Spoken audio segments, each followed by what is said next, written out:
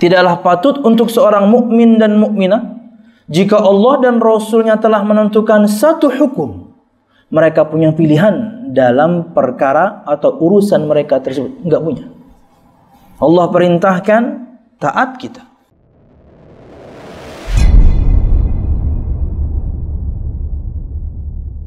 Bismillah. Assalamualaikum warahmatullahi wabarakatuh. Waalaikumsalam warahmatullahi wabarakatuh. Innal hamdalillah nahmaduhu wa nasta'inuhu wa nastaghfiruh wa na'udzu billahi min shururi anfusina wa min sayyiati a'malina. May yahdihillahu fala mudhillalah wa may yudlil fala hadiyalah. Asyhadu an la ilaha illallah wahdahu la syarika lah wa asyhadu anna Muhammadan abduhu wa rasuluh. Qala Allah Ta'ala fil Qur'anil Karim, a'udzu billahi minasy syaithanir rajim. Ya ayyuhalladzina amanu taqullaha haqqa tuqatih wa la tamutunna illa wa antum muslimun. Ya ayyuhan nasu taqu rabbakumul ladzi khalaqakum min nafsin wahidah wa khalaqa minha zawjaha wa batha minhuma rijalan katsiran wa nisaa'a wattaqullaha alladzi tasaaluna bihi wal arham innallaha kana 'alaikum raqiba. Ya ayyuhalladzina amanu taqullaha wa qulu qawlan sadida yuslih lakum a'malakum wa yaghfir lakum dhunubakum wa may yuti'illaha wa rasulahu faqad faza fawzan 'azima. Fa inna asdaqal hadithi kitabullah wa khairal hadi hadi Muhammadin sallallahu alaihi wasallam wa syarrul umuri muhdatsatuha fa inna kulla muhdatsatin bid'ah wa kulla bid'atin dhalalah wa kulla dhalalatin finnar, amma ba'd. Hadirin dan juga hadirat Bapak Ibu jamaah sekalian rahimakumullah.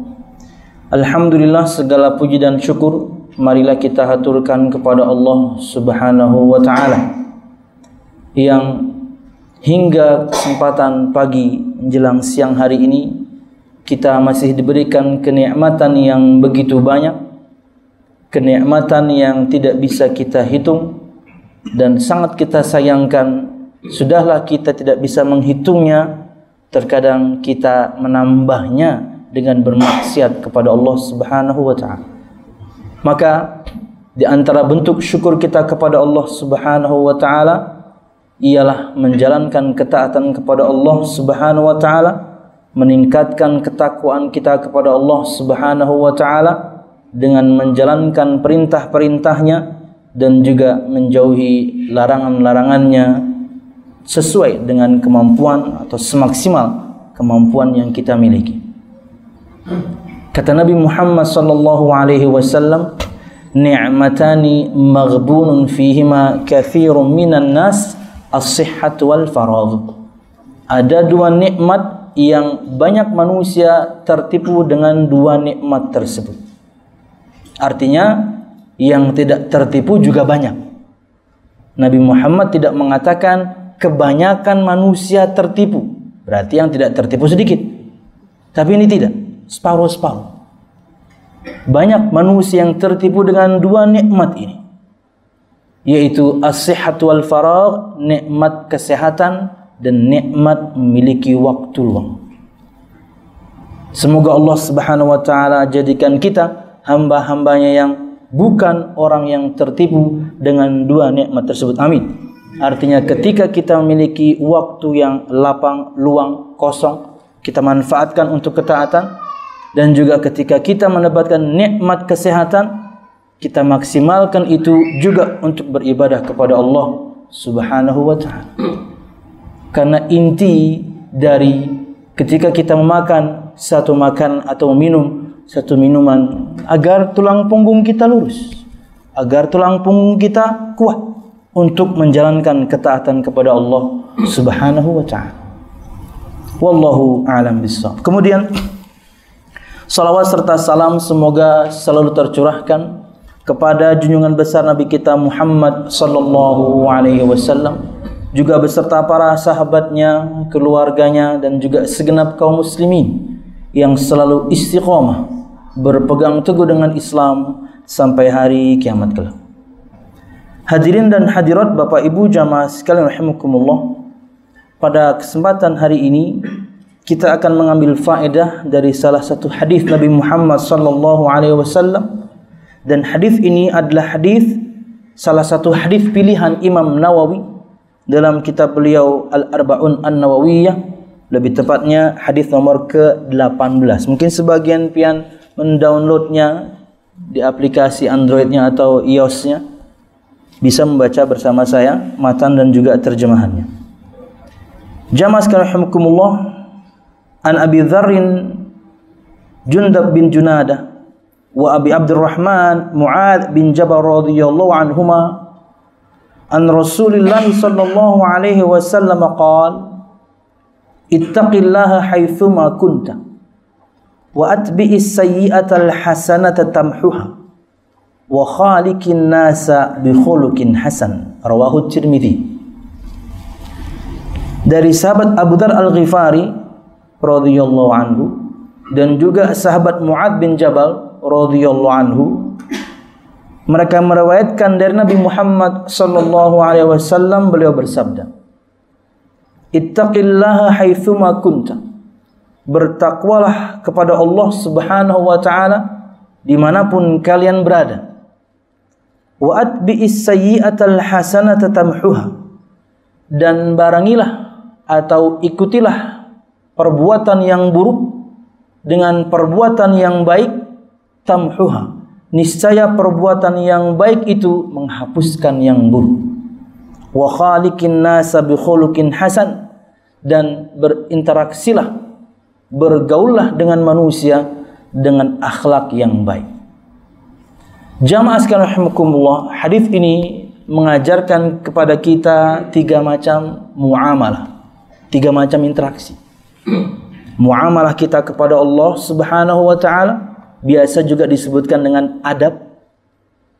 Muamalah kita kepada diri kita sendiri, dan yang ketiga muamalah kita atau interaksi kita kepada orang lain.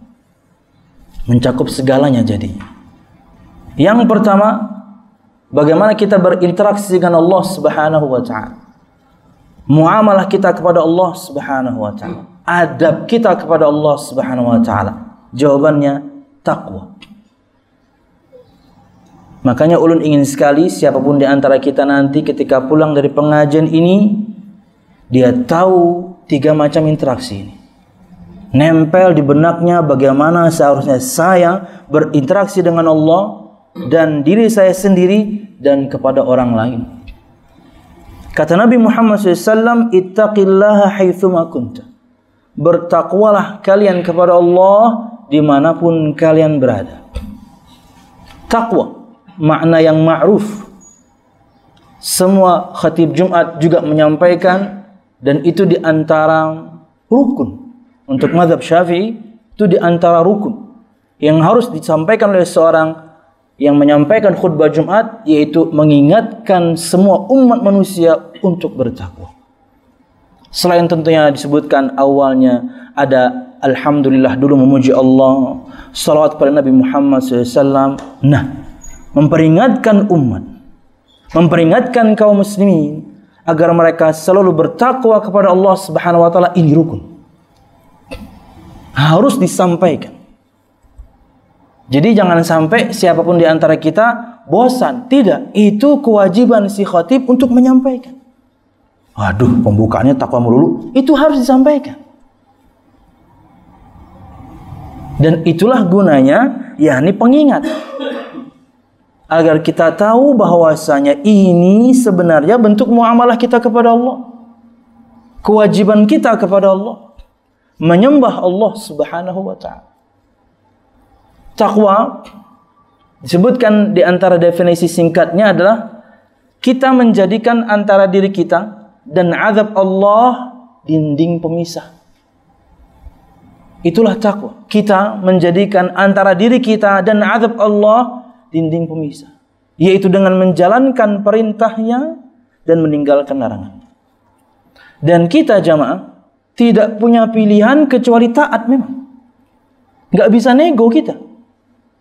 Al-Ahzab 36 Allah berfirman, "Wa ma kana lil mu'minin wala mu'minatin idza qadallahu wa rasuluhu amran ay yakuna lahumul khiyaratu min amrihim." Tidaklah patut untuk seorang mukmin dan mukminah jika Allah dan Rasulnya telah menentukan satu hukum, mereka punya pilihan dalam perkara atau urusan mereka tersebut. Enggak punya. Allah perintahkan, taat kita. Nabi Muhammad perintahkan, taat kita. Allah Subhanahu wa taala larang, kita tinggalkan. Nabi Muhammad SAW larang, kita tinggalkan. Ini semboyan seorang muslim. Apa itu? Sami'na wa ata'na. Kami dengarkan dan kami taati. Bukan kami dengarkan dan kami analisa dulu. Bukan kami dengarkan, kami cocok-cocokkan dulu dengan hawa nafsu kami. Kalau enak, seru, ikut. Kalau enggak, ya nanti dulu. Enggak gitu. Semboyan kita sebagai seorang muslim, sami'na wa ata'na. Kami dengarkan ya Allah, kami dengarkan ya Rasulullah, dan kami taati. Karena kalau misalnya ada perintah dan juga larangan, kita timbang dulu dengan akal kita ini, banyak syariat Islam akan berbenturan nantinya. Padahal harusnya akal kita yang tunduk dengan syariat. Jamaah sekalian rahimakumullah. Salah satu contoh mudah saja misalnya ya. Kalau kita analisa dulu atau kita riset dulu, kejadian Isra Mi'raj itu mustahil loh. Gimana kita bisa yakin kejadian itu? Kita yakin karena Allah firmankan. Kita yakin karena Nabi Muhammad yang cerita. Tapi kalau Anda analisa, itu mustahil. Mekah Palestina itu 1 bulan perjalanan di zamannya. Karena jaraknya kurang lebih 1600-an. Mekah Madinah itu 400-an, 1 pekan. Palestina itu 4 kali lipat. Siapa yang bisa percaya? Dan Nabi Muhammad kali itu pergi bukan cuma Mekah Palestina, langit. Nggak sampai 8 jam. Jadi kalau Anda kedepankan akal dulu, banyak syariat Anda akan tolak. Tapi inilah ketundukan dan kepatuhan kita sebagai seorang muslim. Oh, Allah firmankan, sami'na wa ata'na. Oh, Nabi Muhammad ceritakan hadis tentang Isra Mi'raj 20-an lebih di Sahih Bukhari dan juga Muslim. Bahkan dari 7 atau 8 sahabat yang berbeda, mutawatir. Dan Nabi Muhammad tidak mengatakan kecuali kebenaran. Allah yang berfirman, "Wa ma yantiqu 'anil hawa in huwa illa wahyu yuha." Karena kalau pakai akal lagi, harusnya tubuh Nabi Muhammad terkoyak dong. Pasti belum ada di zaman itu kemudian pakaian seperti pakaian yang dipakai oleh orang-orang rider MotoGP, nggak ada. Pakaian standar, karena kecepatannya buruk, tunggangan Nabi Muhammad SAW yang sifatnya itu lebih besar daripada keledai, tapi lebih kecil dibandingkan bighal. Bighal itu binatang hasil persilangan kuda dan keledai. Keluarlah bighal. Burak itu lebih kecil daripada bighal, lebih besar daripada keledai. Nabi Muhammad mensifati besarnya, panjangnya, warnanya, dan jarak langkahnya. Nabi Muhammad tidak sifati dia punya tanduk. Nabi Muhammad tidak sifati dia punya sayap. Nabi Muhammad tidak sifati dia seperti kuda, kemudian badannya perempuan. Nggak ada. Yang ada, dia adalah perawakannya Nabi Muhammad sifatkan, panjang dia, warnanya putih, dan 1 langkahnya sejauh mata memandang. Berarti sangat kencang. Pasti lebih daripada 300 km per jam. Sepeda motor paling kencang 300-an km per jam. Itu pun harus menggunakan pakaian seperti itu. Coba aja Marquez tuh suruh pakai kaos oblong sama celana kolor. Habis itu pakai sandal jepit. 1 putaran masuk pit dia. Nyari tolak angin. Wah. Nggak bisa. Nabi Muhammad kita tidak bisa bayangkan kecepatannya. Dan Allah berangkatkan beliau, isra'kan beliau dengan tubuh dan jasadnya. Ada orang kemudian ingin supaya kejadiannya masuk akal, Allah itu memberangkatkan ruhnya saja, jasadnya Nabi Muhammad enggak. Supaya bisa masuk akal, karena kalau rohani gampang kita mikirnya. Enggak, ruh dan jasad beliau harusnya terkoyak. Tapi enggak tuh. Di perjalanan pun beliau bertemu dengan beberapa kafilah dagang yang dari Syam pengen ke Mekah. Mereka di antara yang membenarkan bahwasanya mereka ketemu Nabi Muhammad di jalan. Padahal ketika Nabi Muhammad sampaikan semuanya, baik, bukan semuanya, ada yang menolak, bahkan ada yang murtad. Kenapa Abu Bakar As-Siddiq memiliki gelar As-Siddiq? Karena mempercayai cerita ini. Hei Abu Bakar, tuh temanmu si Muhammad tadi malam katanya dia pergi begini. Kata Abu Bakar As-Siddiq, jika Muhammad datang dengan berita lebih aneh daripada itu, saya percaya. Karena mereka tahu Nabi Muhammad bahkan sebelum menjadi Nabi. Mereka yang mengatakan, kami tidak pernah mendapatkan kamu berdusta, hai Muhammad SAW. Gak pernah berdusta, sallallahu alaihi wasallam.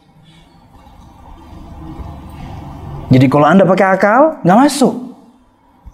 Kalau Anda pakai akal, Anda ketika umroh, mungkin gak mau tuh cium Hajar Aswad. Gak masuk akal dong Anda bayar untuk yang hajian misalnya, ikut haji furoda misalnya 200 jutaan ya. Sampai sana berdesak-desakan cium batu. Otak Anda di mana? Enggak masuk. Kata Umar bin Khattab, saya tahu kamu ini cuman batu. Enggak ada manfaatnya, enggak ada madaratnya. Batu. Tapi kalau bukan karena Rasulullah pernah menciummu, aku enggak bakal cium. Murni ketaatan. Tentunya yang tidak dipahami orang-orang non-Islam. Mereka enggak paham. Anda ingin paham? Ya masuk Islam dulu. Inilah kepatuhan kaum muslimin. Mereka tidak punya pilihan kecuali patuh. Bahkan level para sahabat itu tidak bertanya kenapa. Tidak bertanya sebabnya. Perintah langsung. Larangan juga langsung. Tidak nego dulu. Wahai Rasul. Seperti larangan minum minuman keras. Mereka enggak. Wahai Rasul, kami kan sudah biasa minum nih. Bisa enggak? Ya trial dulu lah. 1 bulan. Nah, pelan-pelan wahai Rasul. Enggak ada. Sama juga perempuannya ketika ada perintah hijab, sama enggak minta trial, enggak. Rasul, kami kan biasa enggak pakai. Aduh, ini pakai pakaian begini ribet wahai Rasul. Bisa enggak latihan? Lagian juga ini kan udah sore misalnya waktu itu sore. Udah warung-warung pada toko kain pada tutup. Gimana kamu besok ya? Enggak. Semua kain yang bisa mereka raih kali itu mereka ambil untuk menutupi tubuh langsung. Enggak nanya kenapa. Perintah gawi. Larangan tinggalkan dan tidak boleh ragu. Jamaah sekalian rahimakumullah, inilah ketakwaan untuk seorang yang beriman. Tapi tentunya menjalankan ketaatan kepada Allah berat. Tapi bukan mustahil. Semua kita ini namanya al-mukallafin, orang yang diberikan beban, kewajiban, berat. Tapi mampu kita pikul. Perintah Allah, perintah Rasulullah itu bukan perkara yang mustahil. Bisa kita melakukan. Salat hanya 5 waktu dari 24 jam. Kalau pian total, pian gabung 17 rakaat itu mungkin cuma 1 jam. Dari 24 jam. Puasa cuma 1 bulan dari setahun, dan itu cuma setengah hari. Sebagian kaum muslimin di negeri tertentu kadang siangnya pendek, lebih pendek daripada kita. Walaupun di sisi yang lain sebagian kaum muslimin siangnya cukup panjang. Disebutkan di Eropa di beberapa tahun terakhir ini mereka itu matahari fajar menyingsing jam 3 dini hari, sudah menyingsing. Sudah harus puasa. Dan tenggelamnya matahari jam 9 malam. Lebih panjang mereka puasa, tapi mampu. Karena cuma 1 bulan. Dan cuma setengah hari. Walaupun ada yang lebih pendek, ada yang lebih panjang. Zakat, ya cuma ketika memenuhi persyaratan. Memenuhi persyaratan, baru kita tunaikan zakat. Belum? Ya belum. Tapi kita kan sedekah. Mungkin disebutkan Abdullah ibn Mubarak, seorang tabi'in, itu orang yang sangat kaya raya disebutkan. Tapi juga diceritakan dia tidak pernah mengeluarkan zakat karena hartanya habis tiap hari. Tidak pernah memenuhi syarat hartanya terendap setahun, nggak pernah. Dia selalu bersedekah. Dia kirim para dai, dia danai para dai untuk kemudian menyebarkan Islam. Habis harian. Jadi nggak sampai terendap setahun duitnya. Jadi kita tidak boleh suudzon kepada sebagian orang kaya. Kok kita nggak pernah tahu ya dia mendaftarkan zakatnya? Jangan-jangan tiap hari dia berderma, kita nggak tahu. Memang duitnya nggak pernah terkumpul, setahun terendap memenuhi persyaratan, nggak pernah memenuhi persyaratan. Bukan orang yang kemudian akal-akalan, duitnya sudah sampai nisab, kurang lebih 45 jutaan, dapat persyaratan satu. Apakah langsung dikeluarkan? Enggak. Terendap dulu setahun. Begitu hampir 1 tahun, beli iPhone 11 dia. Wah, ini akal-akalan. Wah, besok kena zakat nih. Beli iPhone 11 yang Pro. 9 juta. Nggak kena zakat. Karena harus memenuhi persyaratan. Beban memang, tapi ya ini bukan mustahil. Juga haji demikian kan. Ketika Anda mampu, kemudian baru Anda mendapatkan kewajiban. Jadi, menjalankan ketaatan itu berat, tapi bukan perkara yang mustahil. Karena kata Nabi Muhammad SAW, kala itu beliau menyaksikan anak-anak kecil sedang bermain, mungkin untuk zaman sekarang main futsal lah ya, anak-anak Ethiopia. Entah permainan zaman itu kita tidak tahu, main futsal tapi mungkin pakai tombak ya, kita nggak tahu ya. Nggak tahu saya ceritanya. Yang jelas mereka sedang bermain disebutkan. Kata Nabi Muhammad, il'abu ya ahla arfadah. Hai anak-anak dari Ethiopia, silakan, ayo bermain. Lita'lam Yahud, agar orang-orang Yahudi tahu. Karena di Madinah itu ada 6 kabilah besar Yahudi. Makanya banyak sabda Nabi Muhammad mesti embel-embelnya Yahudi. Karena kala itu yang banyak Yahudi, Nasrani adanya di Yaman. Selisihilah orang Yahudi, tampil bedalah kalian dari orang Yahudi. Mesti Yahudi, karena kala itu adanya orang Yahudi. Nasrani adanya di Yaman. Kata Nabi Muhammad, agar orang-orang Yahudi tahu bahwasanya dalam agama kita ini ada sendau gurau, ada santai, ada rileks. Ayo main. Silakan Anda punya hobi, no problem. Anda punya hobi mancing, silakan, asal jangan melalaikan ibadah. Anda punya hobi apa yang lain, olahraga yang lain, silakan. Asal jangan melalaikan ibadah. Karena di antara khutwatus syaitan, di antara tahapan-tahapan syaitan menggoda kita, kata Imam Nuqayyim, adalah melakukan yang mubah tapi berlebihan. Melakukan yang boleh tapi berlebihan. Tiap hari futsal, atlet padahal bukan. Tiap hari futsal. Ini berlebihan. Sehat memang, tapi berlebihan. Ya sepekan 2 kali cukup lah. Oleh bulu tangkis, atau mancing. Mancing tapi nggak pulang-pulang. Sekalinya pulang bininya baru, totonya mancing akhwat. Mancing akhwat ya. Nah, terbatuk-batuk orangnya. Boleh, silahkan. Tapi kalau sudah dapat Pak, jangan dirilis. Itu mancing mania mantap. Kalau sudah dapat, konsumsi. Selama memang kan ada ikan-ikan yang mungkin beracun ya. Ya. Konsumsi. Ini sudah dapat, bibir dia sudah robek, Anda rilis. Di air yang asin. Sepanjang hari dia ngumpat Anda. Manusia laknat. Karena dia sudah luka, Anda lepas. Padi. Dapat konsumsi. Tapi jangan lama-lama, habis itu pulang ya.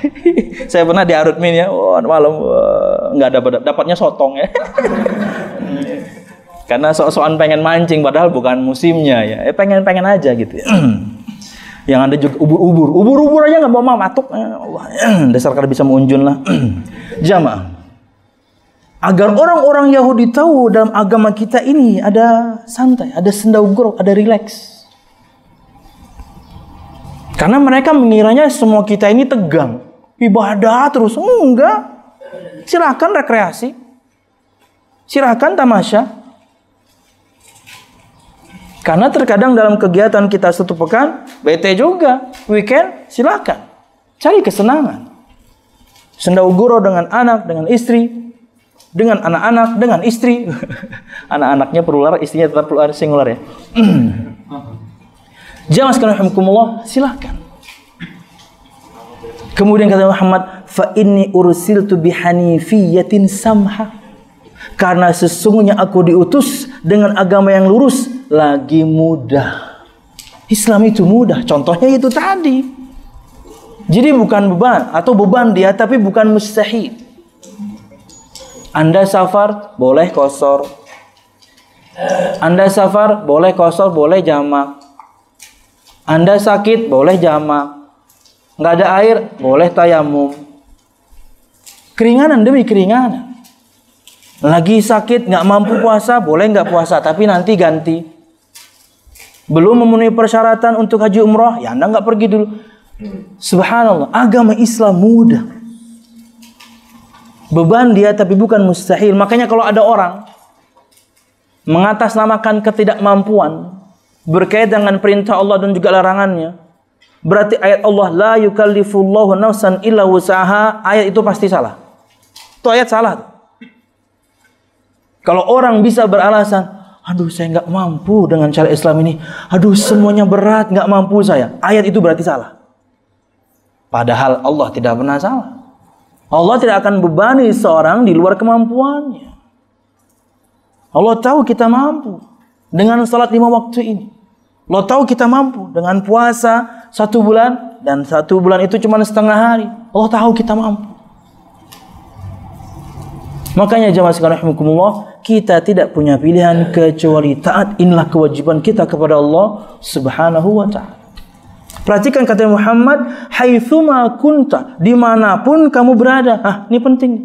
Kata Syekh Al-Utsaimin menerangkan, sawa'un fil alaniyah aw fis sir, sawa'un fil baiti aw fis suq, sawa'un inda unasin aw laisa indaka unasun. Bertakwa kepada Allah Subhanahu wa ta'ala dimanapun kamu berada, di keramaian atau juga ketika kamu bersendirian. Karena kalau bertakwa di keramaian gampang, bertakwa ketika bersendirianlah itu yang berat. Semua kita insya Allah melawan hawa nafsu ini. Karena ketika di hadapan orang banyak gampang, tapi ketika bersendirian itu yang repot. Di kamar kita sendiri, atau di ruang kantor kita sendiri, atau kita sedang safar ke kota orang sendiri, nggak ada orang yang tahu dengan kita di kota itu. Dorongan bermaksiat ketika kita tidak dikenal sangat kuat jamaah. Tapi ketika dorongan bermaksiat sangat kuat seperti itu dan Anda mampu menghadapinya, iman meroket. Karena tantangannya berat. Tak taunya Anda mampu menghadapinya. Contoh kayak Nabi Yusuf. Imam Ibnu Qayyim menyebutkan puluhan bahkan mungkin sampai 100 ya. Alasan mungkinnya kala itu Nabi Yusuf berzina. Contoh mudah misalnya beberapa alasan. 1. Yang ngajak zina cantik. Pian munang membawai pina-pina nurangnya lo, pina kada jelas lo, koler juga ya lo. Ninang membawai bungas. WhatsApp, Pak, kita kaja. Nah, profil picture-nya bungas. Padahal nang bisi akun lakian. Misal, sorry. Yang ngajak cantik luar biasa. 2, istri pejabat. Istri pejabat. Pian tahu kan kalau pejabat jalanan bisa lingai sama pejabat. Wah, minggir. Wah, pakai forerunner ya, minggir. Mau ngapain, Pak? Pengen zina nih. Wah. Misal, istri pejabat. 3, pintu dikunci dari luar. 4, memang ada ketertarikan mereka berdua. 5, ini paling penting. Nabi Yusuf bukan orang situ. Nabi Yusuf orang Persia. Kejadiannya di Mesir. Siapa yang kenal sama dia di situ? Tapi dia bisa mengatakan saya takut kepada Allah. Ini iman level Nabi memang. Kalau kita jangan coba-coba. Jangan coba-coba. Mungkin saya belum sebutin 5, baru 1 atau 2 aja kita udah goyah gitu ya. Sudah cantik, ya kan? Kemudian bisa ada ketertarikan. Plus kemudian di kota orang yang kita tidak dikenal di kota itu. Kayak Pak Kajar. Ayo. Ya. Nggak usah 100 alasan, 2 alasan aja kita udah jiper. Sudah perempuan. Ini ujian kita semua perempuan. Dan perempuan itu subhanallah akalnya cuma separuh. Separuh saja bisa menaklukkan kita loh. Gimana kalau Allah ciptakan mereka dengan akal sempurna? Jadi budak kita. Ya. Subhanallah. Tapi walaupun demikian kita cinta wanita ya. Iya. Mantap. Jamaah. Ya. Oh siap. Silakan Mbak. Silakan. Jamaah sekalian rahimakumullah, dimanapun kamu berada. Di keramaian, di tempat rahasia, di rumah, di pasar, belum tambahkan di kantor, anak sekolahan di sekolahan, mahasiswa di kampus, takwa tetap dimanapun kamu berada. Indaka unasun aw laisa indaka unasun. Ini sama dengan yang pertama. Di sekitarmu ada orang atau di sekitarmu tidak ada orang, tetap bertakwa kepada Allah Subhanahu. Makanya Allah menjanjikan pahala yang sangat besar untuk orang yang tetap takut kepada Allah padahal di kesendirian. Dalam surah Tabarak itu Allah berfirman, "Alladzina yakhshawna rabbahum bil ghaibi lahum maghfiratun wa ajrun kabir." Ajrun azim wa kabir ya. Tolong dibantu saya, bukakan Al-Qur'an. Dan orang-orang yang takut kepada Tuhan mereka ketika mereka sedang ghaib, artinya sedang bersendirian, tetap takut sama Allah. Betul di kota ini saya nggak ada yang kenal. Betul di negeri ini saya nggak ada yang kenal. Gampang untuk saya bermaksiat kepada Allah Subhanahu wa taala, nggak ada yang kenal. Mau ngapain aja bebas. Tapi tetap dia takut kepada Allah Subhanahu wa taala yang selalu mengawasi dia. Ini tentunya level iman tertinggi ya, tapi bukan berarti nggak mungkin kita miliki. Bisa kok kita melatih diri kita untuk mencapai level ihsan ini. Merasa diawasi, itu level ihsan. Muslim, mukmin, muhsin. Level keislaman di dalam agama ini itu paling tinggi orang yang muhsin. Yang merasa selalu diawasi Allah Subhanahu wa taala. Kalau sudah sampai seperti itu, udah. Akan sangat takut dia bermaksiat kepada Allah karena Allah selalu tahu mengawasi dia. Tapi di saat yang sama, ketika dia menjalankan ketaatan dan orang lain nggak ada yang tahu, dia nggak berkecil hati. Lawang Allah Maha tahu. Jadi dua memang manfaat. Maksiat Anda jauh karena Anda merasa selalu diawasi. Kedua, ketika Anda selalu merasa diawasi, tahunan Anda melakukan ketaatan dan semua manusia nggak tahu, bahkan mungkin istri Anda nggak tahu Anda menjalankan satu ibadah rahasia, Allah tahu. Kecatat. Level ihsan. Semoga Allah anugerahkan kita level itu ya. Amin ya rabbal alamin. Ini poin yang pertama, adab kita kepada Allah atau interaksi kita kepada Allah, yaitu bertakwa dimanapun kita berada. 2. Wa atbi'is sayyi'atal hasanata tamhuha. Dan barangilah atau ikutilah sebuah keburukan, dosa. Al-hasanah dengan kebaikan, ketaatan. Tamhuha, kebaikan itu, ketaatan itu akan menghapuskan keburukan dan dosa itu. Artinya ini adab kita kepada diri sendiri. Ketika semua kita pasti melakukan satu dosa, Allah berikan dia umur panjang, masih hidup besok harinya, bertobatlah kepada Allah Subhanahu wa ta'ala. Dan jangan cerita-cerita jamaah. Dosa itu tidak boleh diceritakan. Karena itu diantara praktek kita terang-terangan dengan dosa. Jangan diceritakan. Kata Nabi Muhammad SAW, kullu ummati mu'afan illal mujahirin. Semua umatku itu diampuni karena Allah Maha Pengampun.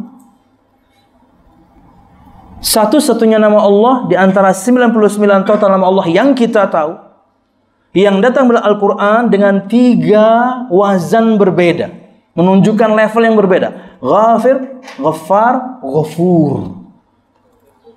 Maha Pengampun. Allah Maha Pengampun. Ketika kita berdosa di malam hari, maka pagi hari besoknya datang, bertobatlah. Atau sebaliknya, ketika kita berdosa di siang hari, malam datang, bertobatlah. Kata Allah Subhanahu wa ta'ala, kata Nabi Muhammad SAW, Innallaha yabsutu yadahu bil-laili liyatuba musi'un nahar wa bin-nahari liyatuba musi'ul lail hatta tatlu'a asy-syamsu min maghribiha. Sesungguhnya Allah membentangkan tangannya, maksudnya siap menerima taubat di malam hari, agar orang-orang yang bermaksiat di siang hari minta ampun di malam hari. Dan sebaliknya, di siang hari, agar orang-orang yang bermaksiat di malam hari minta ampun di siang hari. Makanya salat ini kita yang butuh. Kita yang butuh dengan salat ini. Makanya ketika adzan berkumandang, sesegera mungkin kita menjawabnya. Anda mungkin sedang di jalan, menepilah. Artinya cari musola terdekat, menepi. Cari masjid terdekat, menepi. Karena terkadang jarak antara adzan dan iqamah sangat dekat. Kita sangat butuh dengan salat ini. Karena itulah momen kita bertaubat kepada Allah Subhanahu wa ta'ala. Jamaah di Banjarmasin, ulun punya pengajian di tunarungu. Jadi teman-teman difabel tunarungu, tuli. Ketika ulun tanya sebagian di antara mereka setelah pengajian, apa keinginan mereka atau apa keinginan mereka tentang agama ini? Kata mereka, Ustaz, kami ingin sekali mendengarkan suara azan. Waduh, sedih sekali jadinya. Ulun bawa kru waktu itu 2 orang, dua-duanya nangis. Karena kita dengerin tiap hari. Mereka, itu mimpi mereka bisa mendengarkan azan. Di kota, bukan lagi di desa. Di Banjarmasin, kita masih belajar bab air. Dan ulun setiap kali ingin menyampaikan, mesti penerjemahnya Bu Sinti itu mengatakan, Ustaz, pilih kata-kata Ustaz yang tepat dan bijak. Karena akan langsung jadi prinsip hidup mereka. Yang mereka dengarkan pertama kali, langsung jadi keyakinan. Jadi kita nggak boleh salah ngomong. Jadi ada orang berhayal untuk dengerin azan. Kita yang Allah Subhanahu wa ta'ala berikan nikmat pendengaran ini, maksimalkan. Azan berkumandang, selain dijawab, ya kita jawab. Langsung menepi. Wallahu alam bisawab. Karena kita butuh dengan itu. Itulah momen kita bertobat kepada Allah dari dosa-dosa kita yang telah lalu. Kembali kepada hadis. Kata Nabi Muhammad, semua umatku diampuni selama mereka tidak terang-terangan dengan dosa. Dan di antara praktek terang-terangan dengan dosa adalah seseorang bermaksiat di malam hari, pagi hari datang, dia cerita-cerita. Tadi malam saya begini, tadi malam saya begitu. Itu bentuk terang-terangan dengan dosa. Nggak usah. Ustadz, berarti selama nggak cerita boleh bermaksiat? Ya nggak gitu. Maksudnya waktu yang ada gunakan buat taubat. Sekalipun Anda sudah bertobat, nggak usah juga cerita. Dulu saya pernah bunuh orang loh. Nggak usah. Apalagi dosa-dosa yang keji kayak gitu. Dosa membunuh, dosa berzina. Walaupun Anda sudah bertobat, nggak usah cerita. Allah sudah tutupi untuk Anda, nggak ada yang tahu. Allah sayang dengan kita karena Allah nggak membongkarnya. Makanya pertanyaan cukup unik ya dari sebagian para akhwat ya. Bukan akhwat Banjarmasin tentunya. Bagaimana jika seorang perempuan dulu dia pernah melakukan dosa yang dengannya kemudian keperawanannya hilang? Apakah itu harus diceritakan kepada si laki-laki akan menikahinya? Maka jawabannya tidak. Ustadz, gimana kalau nanti dia tahu dan merasa tertipu? Ambil risiko, Anda akan diceraikan. Ambil risiko, Anda akan diceraikan dan Anda jadi janda, tapi dosa Anda tetap tertutupi. Karena itu sudah masa lalu. Anda sudah bertobat kepada Allah Subhanahu wa ta'ala. Dengan menceritakannya, Anda membongkar aib. Sekalipun Anda sudah bertaubat. Walaupun mungkin cara yang pertama itu bisa dengan kata kiasan, tapi tetap kurang lebih seperti membongkar aib. Afan akhi, kalau layaknya bunga, maka ana adalah bunga yang telah layu. Pakai kiasan. Syukur kalau ikhwannya paham. Kalau bingung, nyawanya pandai apa aja. No, ikhwannya on. Jadi lebih baik tetap ditutupi. Ambil resiko itu. Mau ikam totonya sudah ke perawan kah? Ku cerai nyawa. Ambil resiko itu. Jadi janda Anda tapi aib tetap tertutupi. Wallahu a'lam bishawab. Lanjut. Kata Nabi Muhammad SAW, Allah telah tutupi untuk dia aibnya. Nggak ada yang tahu tadi malam dia ngapain. Tapi dia membongkar sendiri aibnya dengan bercerita. Jangan bercerita. Wallahu a'lam bishawab. Jamaah sekalian rahimakumullah, inilah adab kepada diri sendiri. Yaitu bertaubat kepada Allah Subhanahu wa taala setiap kali kita melakukan dosa, dan momennya ada di salat-salat yang kita akan hadapi. Karena bisa jadi salat itu jamaah, habis ini mungkin zuhur, mungkin salat zuhur ini salat kita yang terakhir, asar kita nggak ketemu. Mungkin asar nanti salat kita yang terakhir, maghrib nggak ketemu karena wafat. Makanya ini di saat yang sama tips untuk semua kita untuk supaya belajar khusyuk. Jadikan salat itu, kata Nabi Muhammad, sallu salatal muwaddi'. Salatlah kalian seperti salatnya orang yang ingin say goodbye. Artinya dia tahu tidak ada salat lagi setelah ini. Mati habis ini. Maka kata Nabi Muhammad, fahariyun ayyuhsina salatahu, maka niscaya dia akan mempercantik, memperindah, memperbaiki salat. Rukunnya dia lakukan, semua kewajibannya, sunnahnya. Kenapa? Habis ini mungkin saya mati. Maka jemaah sekalian rahimakumullah, bertaubatlah kepada Allah Subhanahu wa taala sebenar-benar taubat dari semua dosa yang pernah kita lakukan. Yang tadi malam, yang pekan lalu, yang bulan lalu, yang selama 1 tahun ini kita lakukan. Dan Allah Subhanahu wa taala sangat cinta kepada hamba-hambanya yang bertobat kepada Allah Subhanahu wa taala. Terakhir, kata Nabi Muhammad SAW, wa khaliqin nasa bi khuluqin hasan. Interaksi yang ketiga, kepada Allah takwa, kepada diri kita sendiri taubat ketika bersalah, kepada orang lain, dan berinteraksilah dan bergaullah dengan manusia dengan akhlak yang mulia. Imam Al-Hasan Al-Basri, ma'ruf, seorang ahli tafsir dari kalangan tabi'in, juga seniornya tabi'in, dia bertemu dengan begitu banyak sahabat Nabi Muhammad SAW. Kata beliau, al-khuluqul hasan, akhlak yang baik itu adalah, kata beliau, ada 4. 1, badlun nada, suka memberi. Anda punya teman seperti ini, suka memberi, suka ngasih hadiah, suka neraktir, pertahankan tuh. Cuman sesekali Anda balas, jangan ditraktir terus. Nyawa sudah berkali-kali mentraktir, kali ini nyawa kah? Nyawa pulang, nyawa ini. Kali ini udah. Ini teman kurang ajar. Kali ini udah barang aja. Ya, dan jamaah, ini diantara praktek sedekah yang mungkin paling ringan. Mau bagaimanapun itu sedekah. Nggak mesti orang fakir yang menerima sedekah. Teman kita yang selevel pun, gaji sama pun, bahkan mungkin lebih kaya, kita bisa berikan dia makan. Dan itu perintah Nabi Muhammad, wa at'imut ta'am, hai segenap manusia, berikan makan kepada orang. Tapi kalau misalnya Anda sudah biasa makan satu makanan, teman Anda belum biasa, ajari. Teman Anda mungkin dari kampung, dia mungkin nggak pernah makan pizza, Anda ajak makan pizza. Setelah dihidangkan, nunggu lama dia. Kenapa kali ini makan? Nasinya mana ya? Nasi. Dia nunggu nasi dia.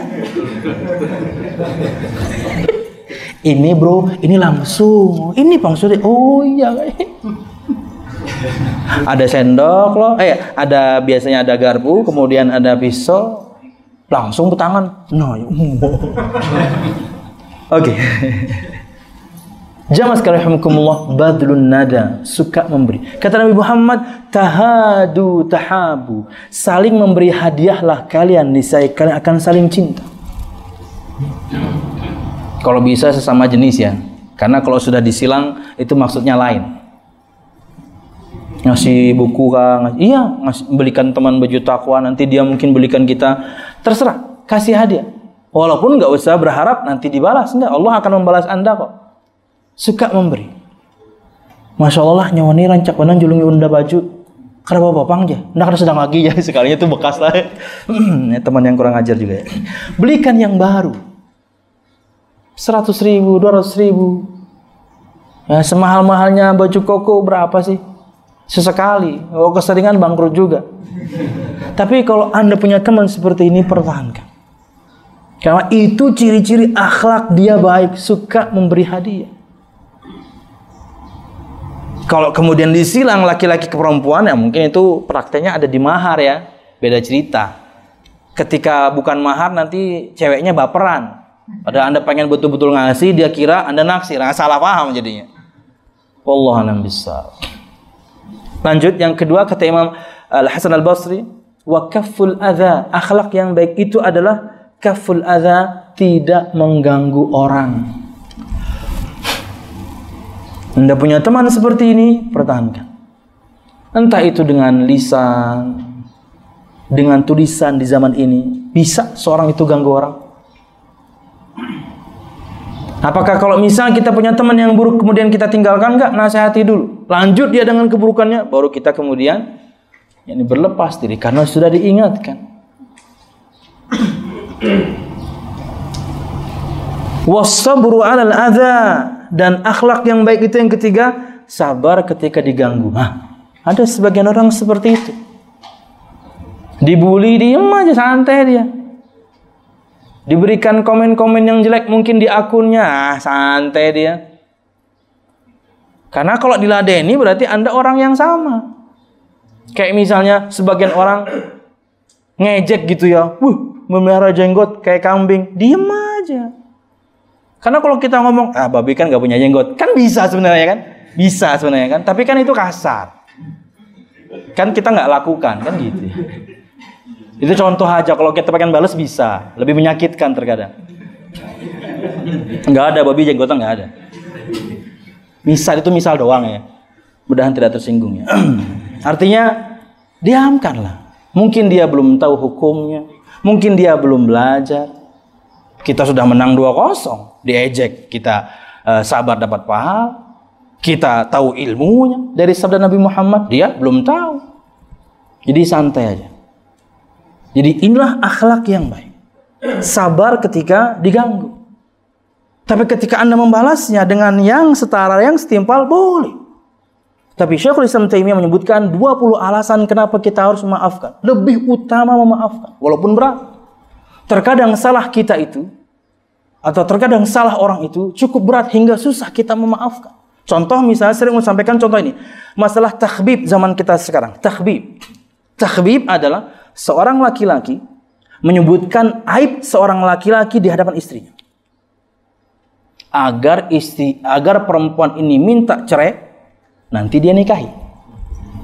Atau sebaliknya, seorang perempuan menyebutkan aib perempuan di hadapan suaminya agar si laki-laki ini menceraikan perempuan tersebut, nanti saya maju. Nah, ini takhbib, terlarang dalam Islam dan sering terjadi. Bisa jadi kemudian si pelaku takhbib ini suatu saat mungkin bertobat, tapi di antara praktek taubat, kalau salah kita itu kezaliman kepada sama anak Adam, kita harus minta maaf sama orangnya. Ini susah dimaafkan jamaah. Maaflah jabah hari aku khilaf. Susah. Nabi Muhammad saja bertemu dengan Wahsy itu nggak mau. Wahsy itu yang bunuh pamannya Nabi Muhammad, Hamzah. Tapi kemudian dia masuk Islam. Kata Nabi Muhammad SAW, la turini wajhak, jangan kau perlihatkan wajahmu di hadapanku. Nabi Muhammad. Karena Nabi Muhammad sangat sedih sekali tahun itu. Hamzah radhiyallahu meninggal, istri beliau meninggal. Makanya Allah Subhanahu wa taala yang diberikan beliau kesenangan dengan Isra Mi'raj. Sebelumnya menyedihkan, banyak hal yang menyedihkan Nabi Muhammad. Kenapa beliau mengatakan jangan kamu perlihatkan wajahmu di hadapanku? Karena setiap melihat wajah Wahsy, walaupun sudah masuk Islam, beliau sudah memaafkan dia, tapi setiap melihat wajahnya Nabi Muhammad ingat pamannya, sedih lagi. Jangan perlihatkan wajahmu di hadapanku. Manusiawi. Kalau salah kita sama orang sangat fatal, itu susah dimaafkan. Maka jangan berbuat zalim kepada orang lain. Karena kalau kita zalim, maka bentuk taubatnya ya harus minta maaf kepada orang yang kita zalim. Dan kalau minta maaf jangan di broadcast. Minta maaf japri dong. Minta maaf broadcast, apaan? Japri. Atau bahkan mungkin ketemu. Allah daripada nanti di akhirat kita jadi orang yang merugi. Kita mungkin punya umur panjang zaman, kita nggak tahu. Mungkin umur kita standar umur umat Nabi Muhammad bisa 60, bisa 70, atau kadang mungkin lebih 80, 90. Selama itu alhamdulillah jadi orang yang taat. Pahala Anda numpuk. Tapi orang yang Anda zalimi akan mengambilnya nanti di hari kiamat. Kan rugi kita. Nih, pimpinan kepada bawahan jangan zalim. Karyawan kepada atasan jangan zalim. Ya. Wallahu a'lam bishawab. Wallahu a'lam bishawab. Yang terakhir kata Imam Al-Hasan Al-Basri, wal wajhut taliq, dan wajah yang sumringah, wajah yang berseri-seri. Mungkin kita punya masalah di rumah gitu ya dengan istri. Mungkin kita punya masalah di rumah dengan orang tua. Mungkin kita punya masalah di rumah dengan anak. Ketemu teman, ya latihanlah untuk tetap berwajah ceria. Karena bisa jadi teman Anda punya masalah yang sama. Tapi karena cerianya wajah Anda, dia ini tercerahkan. Aduh enaknya lah. Ya kadang-kadang gitu jemaah. Ngelihat teman yang ceria, kita kadang-kadang ngikut. Padahal ketika pulang di rumah berantem lagi sama bini. Tapi ketika sama teman, inilah teman yang baik. Akhlaknya baik. Punya teman seperti ini, ya, pertahankan. Wallahu a'lam bishawab. Mungkin ini yang bisa saya sampaikan. Mudah-mudahan bermanfaat. Salah dan khilaf, mohon maaf. Ingat, interaksi pertama kita dengan Allah, takwa. Interaksi yang kedua kita kepada diri kita sendiri, taubat ketika punya salah. Interaksi kepada orang lain, memiliki akhlak yang mulia ketika bergaul. Wallahu a'lam bishawab. Ini yang bisa saya sampaikan. Mudah-mudahan bermanfaat. Salah dan khilaf, mohon maaf. Mudah-mudahan kajian kita diberkahi Allah Subhanahu wa taala. Amin ya rabbal alamin. Ulun akan tutup dengan doa. Semoga Allah Subhanahu wa taala selalu berikan kita keberkahan dalam hidup kita. Amin. Dan mengampuni dosa-dosa kita di masa lalu dan menjadikan kita orang istiqomah insyaallah di masa mendatang. Amin. Di antara adab berdoa, ngangkat tangan sejajar dengan bahu di depan dada. Oke. Alhamdulillah wassalatu wassalamu ala Rasulillah, amma ba'd. Berkaitan dengan sikap kita kepada yang terjadi di media sosial, karena tentunya media sosial ini ada manfaatnya juga ada madaratnya.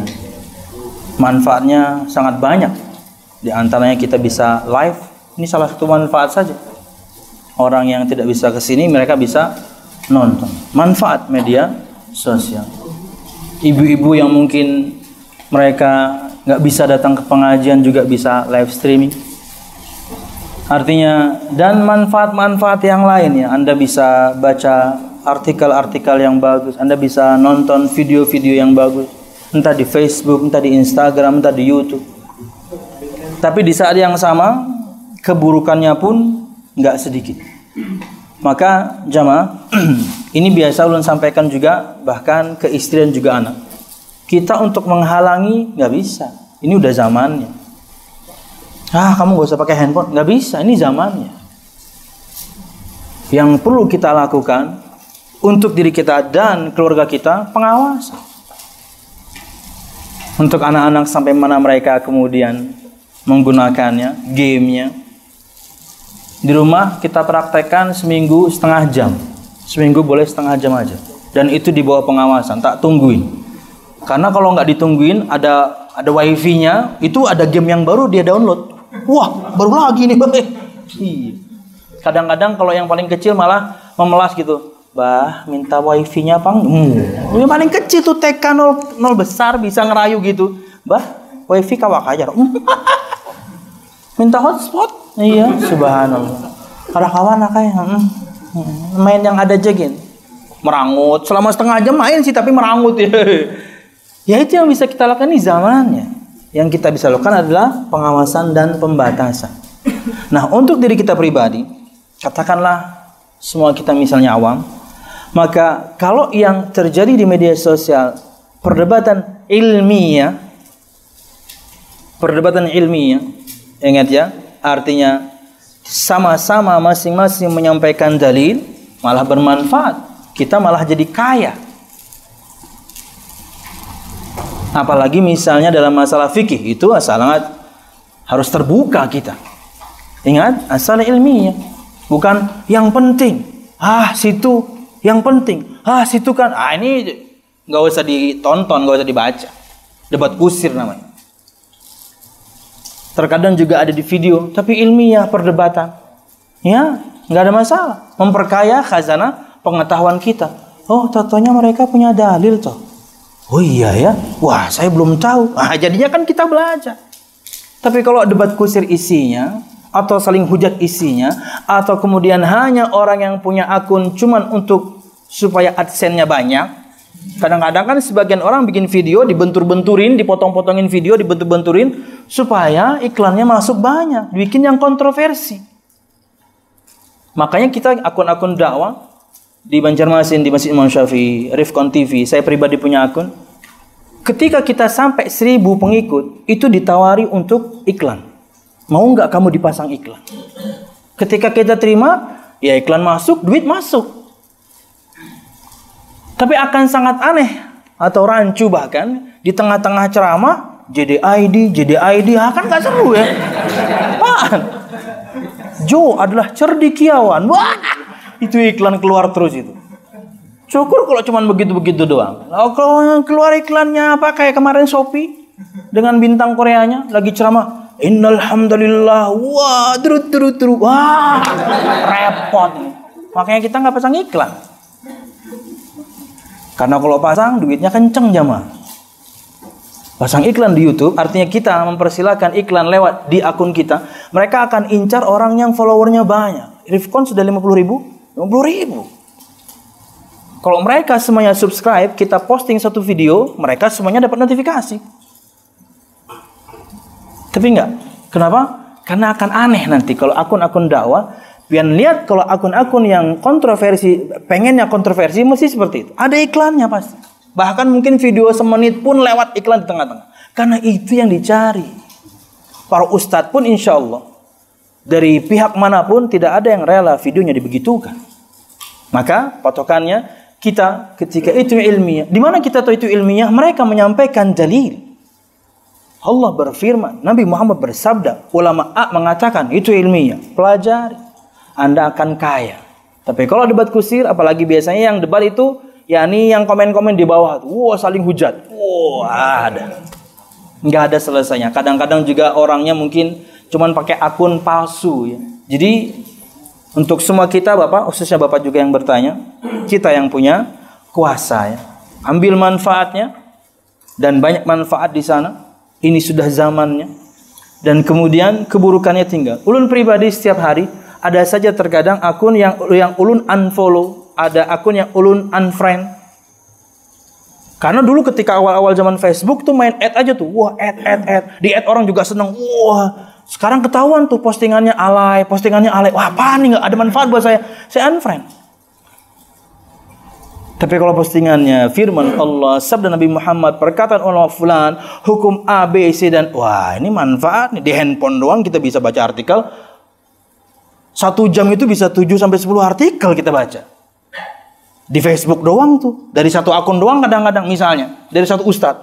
Waduh, ilmu, manfaat. Jadi Bapak yang punya kuasanya untuk yang debat kusir atau isinya hujatan, unfollow.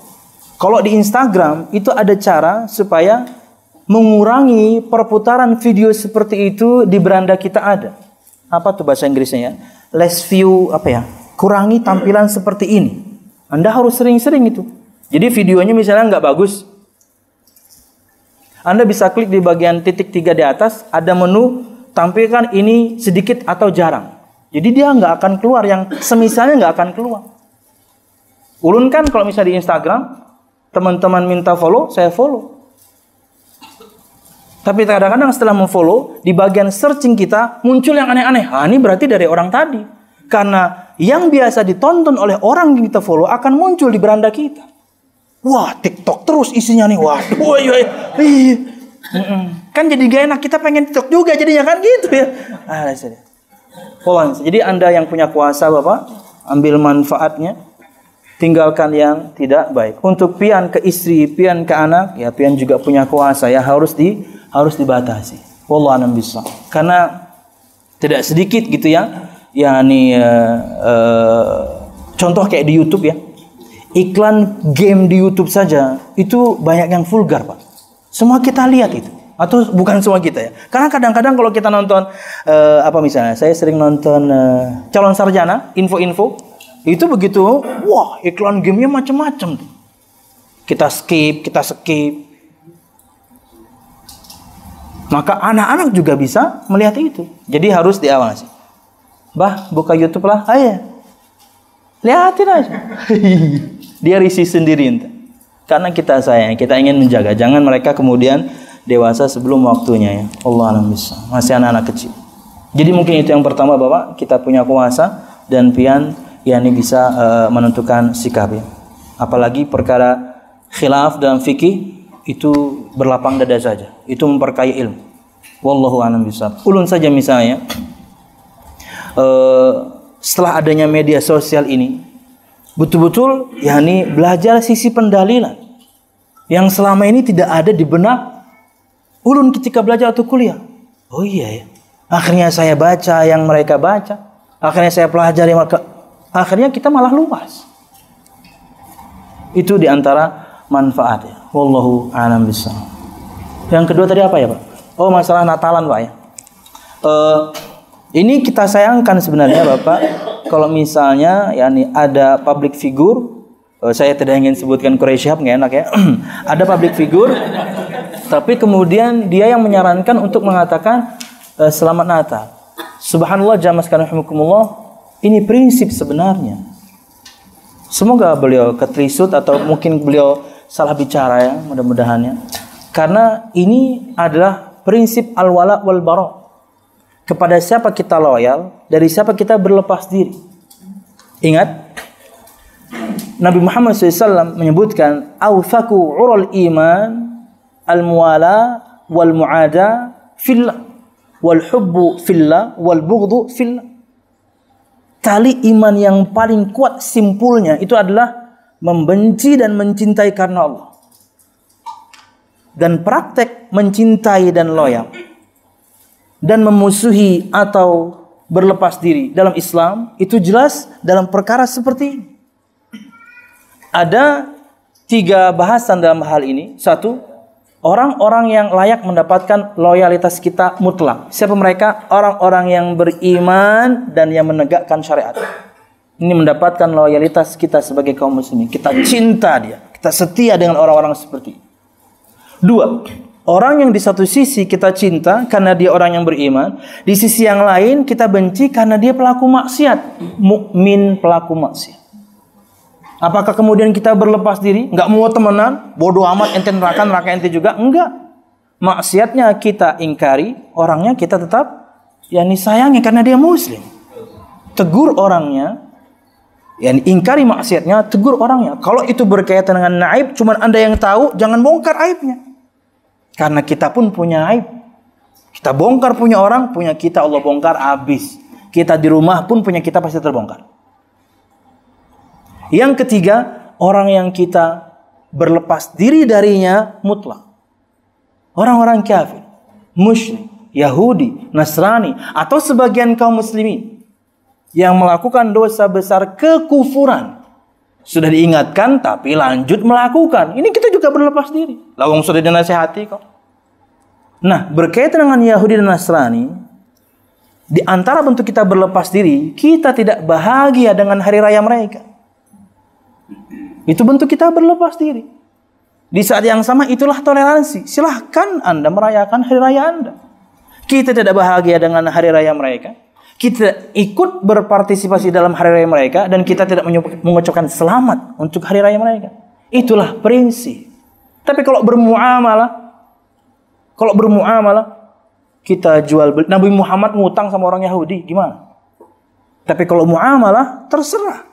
Anda jual beli dengan Yahudi, Nasrani, supplier rata-rata supplier di Banjarmasin. Belum pernah jualan komputer, rata-rata non-muslim. Distributor dan supplier rata-rata non-muslim. Tapi kita bermuamalah, bahkan kita ngutang kok. Nabi Muhammad pun bermuamalah. Tapi kalau sudah perkara akidah, keyakinan, prinsip, hari raya itu adalah syariat. Maka lakum dinukum waliyadin. Bagi kalian agama kalian, bagi kami agama kami. Kalau alasannya kan cuma perkataan, Pak, cuman perkataan dengannya daging itu bisa halal. Dengan bismillah, Allahu Akbar. Hanya perkataan. Bismillah, Allahu Akbar. Halal itu daging. Ayam ketabrak mobil tapi masih hidup. Kita sempat menyembelihnya. Bismillah, Allahu Akbar. Jebret. Halal. Perkataan. Karena perkataan saya terima nikahnya. Halal kemaluan wanita. Perkataan. Karena ini prinsip dan Islam. Anda mengatakan syahadat, itu perkataan. Karena kita menilai orang hanya secara zahir. Berani nggak mereka mengatakan asyhadu an la ilaha illallah wa asyhadu anna muhammadar rasulullah? Hanya perkataan. Berani nggak mereka? Nggak berani. Karena mereka tahu itu prinsip dalam agama kita. Wallahu a'lam bishawab. Dan subhanallah, di antara kembali ke pertanyaan pertama, Ustadz Firanda menjawab ini cukup detail. Anda bisa searching di YouTube. Cukup detail. Beliau membantahnya. Dengan pertanyaan persis, belum sebutkan tadi dengan inisial Quraisy Shihab, inisialnya.